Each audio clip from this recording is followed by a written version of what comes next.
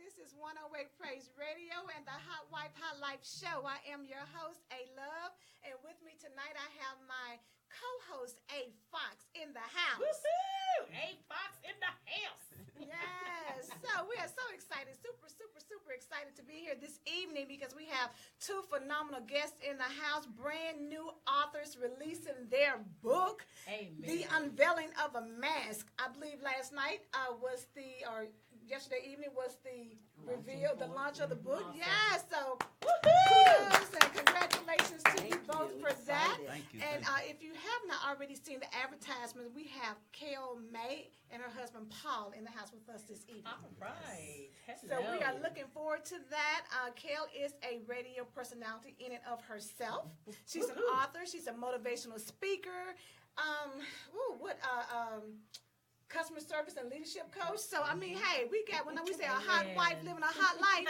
Oh yes, Miss Kale wraps that all up in one thing. So we are definitely excited to have her here this evening. We're going to go ahead and jump into it, and have you and your husband talk about the for you guys, if you can see it, the unveiling of a mask. Yes. So thank you, first of all, so much for having us on. We really appreciate it.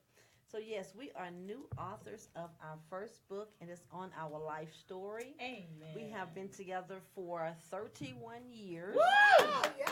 Yes, So indeed. it's talking about a lot. It is a love story wrapped up with some struggles and trials and tribulations and how to get over those trials and tribulations. Awesome. Because we're all going to have those in our relationships. Yours may be different from ours, but I'm country, so I always say teeth and tongue fall out. You cannot have two individual people living together in one household, and they all. This day and age, because for us, especially people of color, it's really such a huge stigmatism Yes. behind mental illness, and it's so much more common than people realize. 1 out of 5 Americans Wow, are you serious? have mental illness. Wow. But we don't know that because we don't know what's in our DNA. Exactly.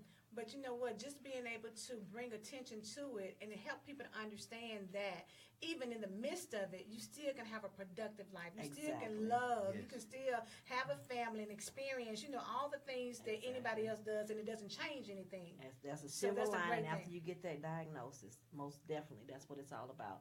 Because a lot of people think once they get diagnosed, everything is over. And a lot of times they don't ever get to the point of getting diagnosed because their family members give up on them because they don't know how to help them. Right. There's nothing out there to really help them. I saw a movie. It was about a person that had mental illness. The young lady actually had schizophrenia. A movie was made in the 80s. If you look at what's going on now in 2017, Yes. the same thing is happening. Wow. And they still can't get any help for your people. They still don't understand it anymore. And that's why you have so many people that are homeless, so many people that are on drugs and on alcohol. Now, that doesn't mean that 100% of the people out there have a mental illness that's on drugs and that are alcoholics. But a lot of times they go towards that because of what people are going to say. They would rather have someone to say about them that they're alcoholics or that they're drug addicts than to say they have a mental illness. Wow. And Because it's of so how people are going to look at them and how Right. people are going to treat them. And it's so important, like you said, this day and age to be able to combat it, because, like you said, it is more prevalent than we think. I would love to know, though, what was the passion behind? Number one, how did you acknowledge the situation, and then decide to come full circle and tell the story about it? Well, thank God that I had a car wreck. And I said, thank God, because I almost lost my life in it. But I wasn't able to go back to work. I wasn't able to walk for the first 4 months after the car wreck. And my husband was trying to give me something to do. And he said, won't you write a book? He has never discussed his mental illness with anyone. Wow. And for him to tell me that, I was in awe. I was like, what? You want me to talk about it? And every time I stopped writing, he would remind me to write that book. And you'll see in the book, it's so much happened within those 2 years of me trying, 3 years now, of me trying to write the book. I lost my mother. I lost my brother. My father got sick. I lost, an aunt. I lost an uncle. I lost 2 cousins. I mean, so much happened. And so the book almost never got finished, but he kept reminding me to write the book. And that gave him a chance to open up because he's never talked to anyone about it. It's only a couple of family members that actually know that he has a mental illness and maybe 1 or 2 of our friends. No one else knew. because of the way he's taken care of and the way he take care of himself. Yes. You know, and that's what's important. Now, did you know right away? That he had a mental illness? Mm-hmm. No, we've been together since I was 16 and he was 18. Okay. And so he's always been the center of attention. He's always had all the attention. Really? And all the personality. You know, everywhere we go, everyone is on him. It just happened all at once. Wow. Yeah, and it just came up on me, and then it just things just started happened to me, and I was thinking that people was following me, and Wow. and policemen were following me, and it just, I was normal. It just happened, Right. you know, Right. and I just I was ashamed of it, and I didn't want nobody to know because I was afraid that me and her was outgoing, and people was clean to me, and I would have a friend. I ain't want to lose my friendship and think I would do something to someone and stuff. And I read up on it in the things that it was saying, you know, and then I was saying that's not me, and I go to work or go somewhere, and I just think somebody trying to do something to me, put something in my drink, or somebody put my drink down, and I said, who put something in my drink? And you know, just was tripping. Yeah. And you know, right now, you know, I take the medicine. It kind of slows me down because it have me. When I'm not on it have me just hyper. So hyper, I be just thinking everything. So But balances out. it balanced me out and stuff. But right now, I was ashamed or not ashamed of it, but I want to, you know, do something for the Lord, you know, to help somebody and help somebody in my situation, help family that when you in love and when you got a family, just because you schizophrenic or you mentally ill, you can have a good life and you can maintain. When you got somebody supporting you and having, you know, you watch yourself, and I really appreciate her, my wife, because she will, you know, not keep behind me or, you know, pressure me. She'll just notice things and then just constantly, slowly talk to me and get me to notice things. And, you know, and we just work it out, and we just, and, you know, it's vice versa. Things she need me to do, we just work it out. And I just thank the Lord for it, you know. Amen. Well, I just want to say, number one, I commend you because this is so courageous. That's number one. There's nothing to be ashamed about, okay? Anytime, first of all, our culture struggles with this way more than you think, okay? And a lot of times we're so taboo as a culture. We don't want to say anything because, you know, we believe in, we got to look a certain way and feel a certain way, and then have all these private struggles, you know, in our lives, and then we don't even realize other people are going through the same thing, and they need our help. So I say to you, so he was saying that he was hearing this thing. So as a wife, as a spouse, at that point, like when he revealed those things to you, how did you feel? And then how did you begin the steps of, because I know it can't be easy if he's struggling with it and it's him. I can't imagine the pressures that it also puts on your marriage and the struggle that, you know, you guys have had to go through. Two young boys at that time. Wow. So it was, it's not that he told me anything. It was he was withdrawing. Okay. And he would, you know, go into one room, and we were always a family that stayed in our family room all the time. You know, we slept in there. We was always in together. That's the only room we had a television in. Okay. And he began to withdraw from that. Both of us are very spiritual, and he began to get more spiritual because that's what you're taught to do, right? Yes. So we began to start having problems in our relationship that came from nowhere. We had no idea where they came from, and I was like, what's really going on? You know, what's going on? So then I started noticing the other stuff. And what's so important is to have a support system outside of just me and him. And I could not have done this without the help of one of his sisters. Really, really helped me a lot. But it took a while even for them to understand, because you have to understand his father died when he was 2. So it was his mother and all of her children around, and there was 7 of them.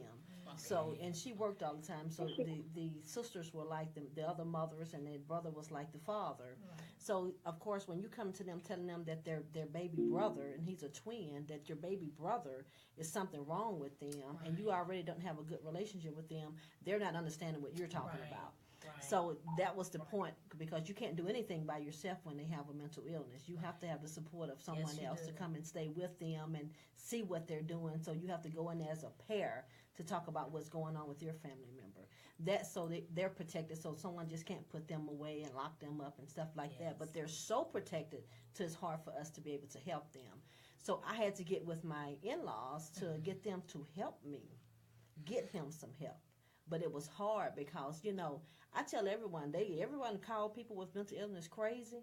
They are some of the smartest people Yes, I've they ever are. seen, because Yes, they they learn are. from every situation Yes, what they not do. to do, so that you won't think that something is wrong That's with right. them. That's right. And he's always been a dresser. So when people see him, they don't see that other side of him. Yes. They see this nice looking, Outside. my chocolate-licious man here. That's all they see, this good looking Yes, man. He's ma'am. always been thin framed. So when he lost a little weight, it was no different, because he's always been really, really thin. He Right. just gained about 25 pounds in the last 2 years. Okay. So he always had, been really, really thin. So, they know to look a certain way in order for people not to notice that something is Right. wrong with them. They learn all of this. But I say, having a support system, because it was really, really hard. Wow. And it ended up, really, really destroying the family at first. Wow. But I tell everybody, it's not about loving someone. You have to really be in love with someone. Amen. Just like when I had my car wreck, he had to be really in love with me in order to be changing my diapers and stuff, because I couldn't get up and go to the bathroom. So you have to really be in love with the person that you're with in order to help them in whatever situation they're in. And see, I think that is so important, because when we Absolutely. talk about being a hot wife, hot life, this is the reality of what marriage could be. When you go through the difficult times, which people negate. And that's what I tell people all the time. My daughter always used to think I was crazy, because she always say, well, what do you look for in a good man? I said, what I would be looking for is who I can go through the fire with, not Exactly. who, I'm going to be happy and be on some trees and stuff with, and he just happy because I look good today. I want to know somebody that without a gain weight and can't get on that tree and hair looking Exactly. crazy, and you need to take care of me, that you're going to be there. Exactly. You know what I'm saying? And that's the kind of person that you want to, look up to. We're going to take a quick break. I definitely want to continue delving into this topic, just to get some more introspection, especially on how it relates to communicating and overcoming some of the biggest hurdles that I'm sure you guys have had. So just hold tight for us in just a moment. We're going to listen to the sounds of 108 Praise Radio. And when we get back, we're going to continue our story on, this absolutely amazing couple. You are listening to Hot Wife, Hot Life right here on 108 Praise Radio, and we will be right back, like Chuck Willery used to say, in 2 and 2. Be right back.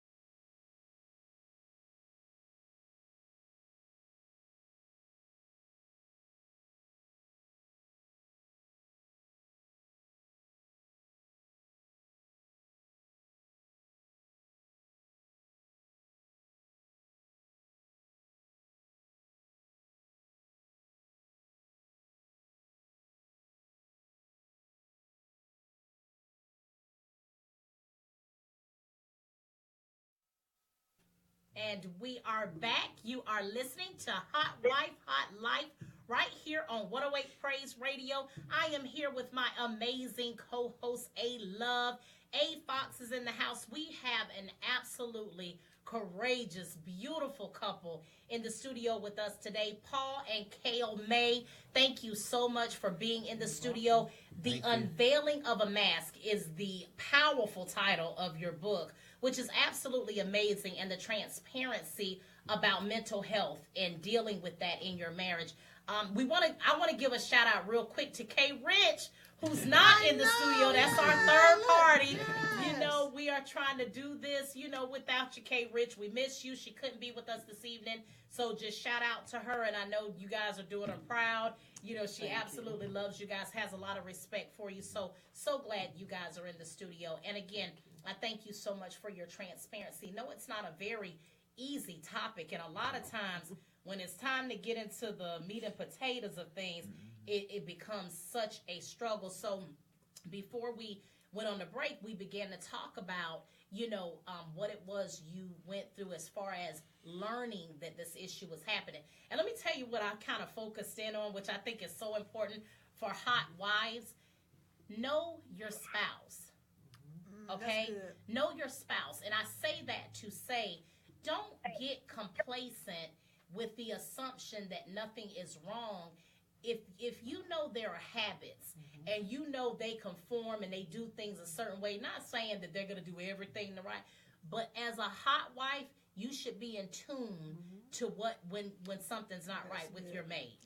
And so if you're not, then there's things that you need to start to do to work on that. Because again, when we're dealing with very critical, and this is a health issue. It's not necessarily even just, the fact that it's a marriage, it's going to take a toll on a marriage. We're talking about the health and well-being of someone, which is their mental health. And again, so many of us struggle with it on a daily basis. Steve, I love you. I know you deal with my mental health each and every day. And I'm so thankful that you're still there. I'm here for you, Steve, if you need it. Look, I got your back. But with that being said, we talk about the difficulties, of how you even overcame. So you bring us to the point where you find out, you realize him withdrawing and, just not being extremely spiritual. And then he, until you guys find out that this is what you're dealing with. So then what are your next steps as it relates to what I call probably the battle? Because now we're about to go to war, because now we know what is happening. Hold on, I got another significant thing that I got out of what you said too, and I don't want to lose focus on it. When you tried to write this, the enemy tried everything he could to prevent this from happening because it is much needed. So I thank you, God, that we always get the victory in the end. Absolutely. Yes, it was. I say all the time, it's like birthing a child. That's the only thing I can relate to. Yes. I had the pains from the time my son, we found out he was 2 weeks pregnant. And I had the whole 9 months. It was painful. It was painful the whole 9 months. Wow. But it also released some of the pain from me as well as I went back through it as well. So that was good. Amen. But, even though we knew something was wrong, there was still not a diagnosis of what it was. Okay. So even though we knew something was wrong, we was going to the doctor now, went to the hospital, and they kept him for 48 or 72 hours. They really still didn't know what was going on, because a lot of the mental illness diagnoses are so close together. Sometimes they will diagnose you with 2 and 3 at one time. And they have tried to put you on all this medication and stuff. Yes. So we really, even though we was going to the doctors, we can't force them to do anything, right? So they have to go to a mental health, mental health center, and they may go there in the beginning to do check-in. Thank you, baby. Evaluation. I was going to say check-in. To do an evaluation, but you know what? They may come back and tell you that there's nothing wrong. Wow. Oh, they said there was nothing wrong with me. And you're like, how can they do that? Because sometimes they don't allow you to come in. That's right. You have That's to have, right. I don't care if you're a spouse, you have to have permission from your Yes. spouse to be able to sit there. And even though we sign papers yearly to make sure that I'm able to get any information, I'm able to go in there, we're still asked that question every time I go in. Yeah. Do you want them in here at this time? Wow. So you're not, if they say no, if they're in, if they're in that where the medication is Unbalanced not at that working time, right, yes, they may say yes. no, and so we can't give our, testimony. To me, I don't have a degree, but I live with this man, and I know Amen. every step of the way when it's going Yes. south. Yes. I know everything about it. We were just like in the other family that never been through this before. You've been through with cancer or adultery or something like that, but this was totally new, Totally different. and it just Yes. hit her so quick, and she didn't know what to do. I knew something was going on with me, but I didn't wanted to admit it because when she tried to get me help, my family was a tight family because I had they were preach. I had 2 sisters that preached and a brother that preached, Wow. and everything that we did was just like in the family. It was Yes. secret, and it was like we couldn't go wrong Yeah. to what I sees now, Right. and she didn't know how about to go through it. So she had to. What she did, she had to research it, and she went places and she called places, and she, tried to talk to my family, and they didn't want to admit it because they would say she crazy, not him crazy. She the one crazy, and not saying I was crazy, but she the Right. one mental, Right. just say- and she searched and talked to me and stuff, and then by me listening to them and listening to everybody else, friends and family and stuff, and I was saying that nothing wrong, but all the time You were I was doing things. I knew I can see myself doing things, but I couldn't stop it. But I want to, come to grips of it. right. If that make any sense. No, it does, and I'm sure it was very difficult. It was difficult on both of us. Yeah. I'm going through it and she going through it too with me. Yeah. It's just like, we were one and she was going through the mental situation too. Yes. The breakdown and stuff. So she the one held me together and held us together and got help. And that's really good that you said that it's like you both going through it at the same time. Amen. And a lot of people don't realize that because when he hurts, you hurt, and Exactly. vice versa. Yes. And it's really hard. I'm sure even on you going through mental illness to have your family attack her because you know that you're trying to deal with it yourself. Yeah. You feel bad for the woman that you love, because she's got to go through Yes. the same thing of trying to figure out how to help you. Well, it